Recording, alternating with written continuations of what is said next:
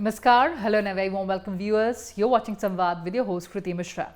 And joining us today is a very special guest, Union Minister for Science and Technology, Earth Sciences, and also Minister of State in Prime Minister's Office, Personnel, Public Grievances, Pension, and Department of Atomic Energy and Space, Dr. Jitendra Singh.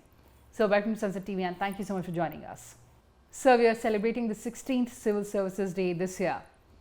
So let me begin by asking you that at the socio-economic juncture that India is in today, how do we reorient these services to make them more citizen-centric?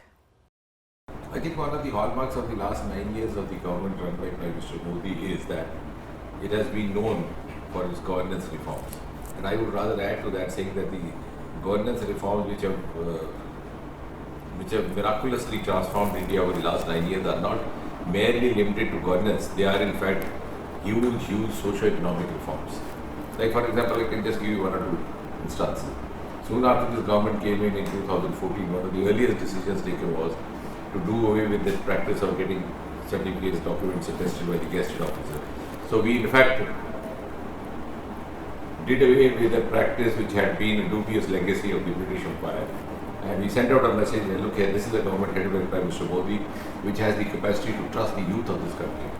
So this was a huge confidence building initiative as well as showing willingness of the government to do business with the youth who comprise more than 70% of India's population today. Soon thereafter, Prime Minister Modi declared from the ramparts of the Red Fort in his Independence Day address it couldn't be possible to do away with the interviews in the recruitment selection to the government jobs.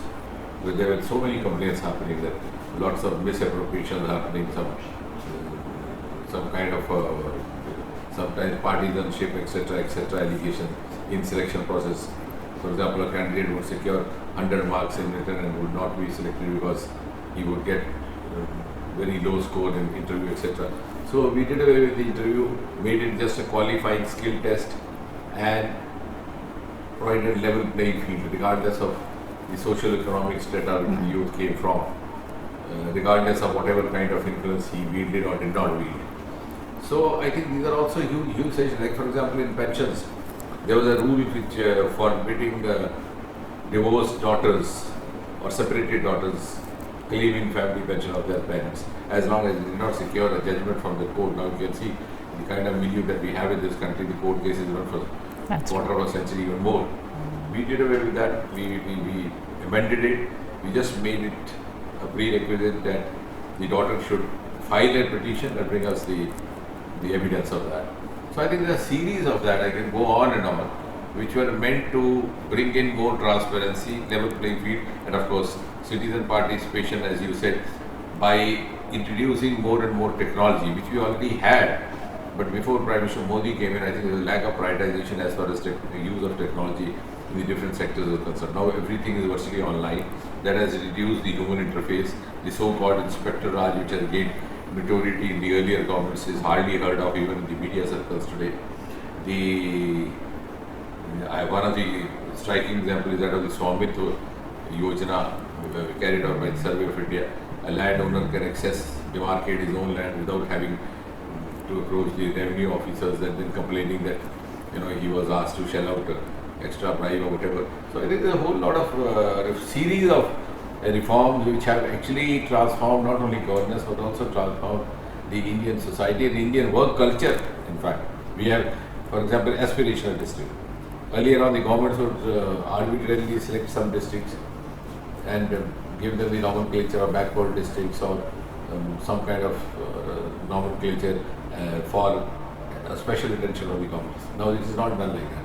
We have scientific indices over 40 or so, indices for relating to health, to education, etc. And it's all competitive based. District vis-a-vis that parameter with the highest standing district of the state, vis-a-vis the highest standing of the country. There's a dashboard, real-time scoring happening, and the entire final inference about which district is to be categorized as aspirational, which is then coming out of it, is decided by the computerized indices. Sir, Sardar Vallabhbhai Patel called it the steel frame of India. Now, there are also problems with the steel frame. So where does the problem lie? in the selection criteria or the training process? No, I don't think so. See, the civil services are actually meant to cater to the society that we live in. So I think the change began right from the midnight of freedom itself. One thing which we forget is that in the British time, the district head was known as collector, now he is known as district development commissioner, because he was supposed to collect revenue for the British Empire, now he is supposed to generate revenue for the welfare state. So the entire role has undergone change. With the passage of time, there is increased transparency, increased accountability, increased citizen centricity, as you were saying, and a whole lot of technology coming in. Tomorrow there may be even artificial technology, the kind of aura maybe a civil servant or a district collector held in the times gone by no longer exists. He's become so much accessible, approachable by all means, and that also adds to his accountability. And sometimes one wonders to think what would be the role of the civil servant in the times to come. It might have shrunk down even further with the artificial intelligence having come in. So I think this is a dynamic change happening. Yes, but of course it's an important pillar, as has been traditionally known, executive one of the pillars, and civil services is one of the core elements of this executive. So moving on from Civil Services Day to a very, very important topic, which is of the soaring temperature in the country. Now, there are studies pointing out that over 90% of India would be impacted by the high temperature. So, is the government ready? What is the roadmap ahead? I think the most reassuring fact is that none less than Prime Minister himself keeps a track of all these happenings. He is personally monitoring the entire sequence of events, even holding review meetings, and our preparedness is not less than any other country. Rather, we might be in some ways ahead of others. So we are actually much prepared, and I think the best evidence of that came in, during the COVID time, when the entire world was apprehensive that we would spoil the show for them. We would not be able to contain our 130 crore population, which is only yesterday become 140 crore, and they thought we'll create havoc for them. But it was the other way around. We could manage ourselves. The country with just 500,000 population had gone helter-skelter, and we were in fact providing vaccine to them. So I think India has a tremendous inherent resilience as far as facing difficult situations is concerned, even facing crisis is concerned. Sir, absolutely, but this is an uncharted territory like COVID, and the worry has multiplied given the fact that it could impact our agriculture, industry and various sectors. A number of factors contributed to it. The direction the winds are blowing, the climate concerns all over the world. So, but what I said is that it's not that it's only India which is facing it, yes, but while the rest of the world is also facing it, India is, I think, equally prepared, maybe better than them. And considering also that our factors, our conditions are much more heterogeneous compared to other countries. They are all very compact, homogeneous societies. We have a lot of variables. Even when you may be facing 40-degree in Delhi, it is not so close by. In Dharamshala, I was told only yesterday they were shivering with the heavy rainfall. So much of a heterogeneity in India. It's difficult to have a uniform road map also, or a uniform plan also, which you might have for a small country like Switzerland, even a country like UK. You can't have it over here. Your concern about heat is because you and I are right now sitting in Delhi. But that may not so be the concern of someone sitting in Ladakh.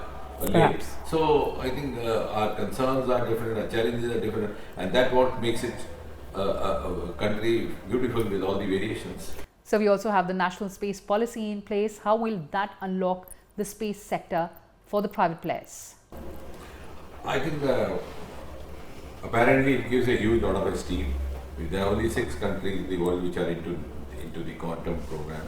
That is US, Canada, China, Austria, Finland, and maybe France. So we are going to be 7. And also because they are also in the R&D stage, they are still experimenting with it, they are not implemented. So also and that again credit goes to Prime Minister Modi for this visionary initiative, because earlier on what was happening was that this computer technology or the information technology would have already come into practice before we embarked it. Like for example, television was there even in late 1950s and early 60s, you can watch President Kennedy on television clippings where we heard of Chitrahar only somewhere in 70s. So we would awaken to adopt a technology when it was already creating ripples all over. This time it's not so. We are going to the next generation even before others have gone. They're trying and we are also trying. And of course it's a quantum technology, in simple words, is kind of an information processing technology. All of us use that right now also. So it'll be a higher, faster speed, more secure, more authentic, and more protective. Like you have the encrypted conversations in the classical computers, it will be much difficult to crack it if you are using quantum technology. And primarily it is atom-based information processing, unlike the transistor wave which you had earlier, where you could move in waves. So that makes all the difference, and virtually all it will become a real-time information processing, which is going to have a huge, as far as the common man is concerned, benefit in healthcare, in diagnostics, in mapping of the brain, etc. Also in creating or developing new medicines, new vaccines, in security, for example, detecting underground movement of infiltrators, etc. through tunnels, as you keep hearing the news. Yeah. And also coming back to where we started, the governance part. Nowadays we are online, so protecting that online, communication and the digital signatures, etc. will become much more secure with this new technology. And so, national space policy? Yes, that's again something which goes to the credit of Prime Minister Modi. This is a natural sequel which has happened to the path-breaking initiatives which have been taken up in the space sector. For example, the unveiling of the what you describe as the unlocking of the space sector, which had functioned behind a veil of secrecy for about 70 years. Nobody could imagine the space sector doors will be open to all. Yeah. Now we have more than 100 private startups. That's true. Working in participation with ISRO. So, like that, moving ahead with that, we had an amended drone policy which was made accessible to others, and now, of course, a space policy which is also going to facilitate the private participation, the public-private participation through an interface called InSpace, and that will, I think, encourage and motivate greater participation by the industry, so that it becomes supplemented with more of financial and technological support. And so finally, before I end this conversation, a lot of civil services aspirants are our viewers. Two very important things from their perspective. One, of course, recently you've started these competitive exams in 13 languages, of course English and Hindi, now 15 in totality. When do we see other scheduled languages? And secondly, sir, there are 10 lakh vacant positions in the central government, central ministries, departments. What is the roadmap ahead to fill them? No, as far as the 10 lakh vacancy is concerned, I think the process is already going on. We are virtually having almost every month one exercise of Rozgar Mela, which Prime Minister began. We have already had 4 such sessions. The 5th one is due next month, and we will be through with it by the end of this year. But besides that, what is also important is the Prime Minister has awakened us to the fact that Rozgar is not all about Sarkari Naukri. That's true. So huge lot of other avenues. The startup movement has gained currency, it's gained momentum only in the last 7-8 years, rather after 2016 when we had a startup policy, which is evident from the fact that before 2014 we just had about 350 startups. Today we have more than 90,000, more than 100 unicorns. We stand third in the world startup ecosystem, less than none other. So the rest of the world looks up to us. So agri sector, the aroma mission, the purple revolution, which has done wonders, startup avenue outside strict science domain. So that has also not only created the 10 lakh Naukri, but also avenues outside Sarkari Naukri. Right. So that is one aspect of it, and the other part, what did you say? The regional languages that you've allowed. Yes. See, earlier on we just had 2 languages, English and Hindi, and since this government has been very sensitive about all these issues which are related to the common citizen. And also we are very keen to provide a level playing field, which was made obvious on the very fact that I think in his first or second Independence Day address after becoming Prime Minister, he gave a call for abolishing interviews. So I think this is a step in that same direction. We would often receive complaints, particularly from some of the South Indian states. We have been receiving such complaints repeatedly from Karnataka, from Tamil Nadu, and we will recall that Tamil Nadu was one of the first states to officially welcome this decision. And the first of this exam, we are going to have it shortly within next few days, in the beginning of the month of May, which would be conducted in 13 regional plus English and Hindi, which means 15 languages at all. And I hope finally we will be able to do it in all the 22 languages which are included in the 8th schedule.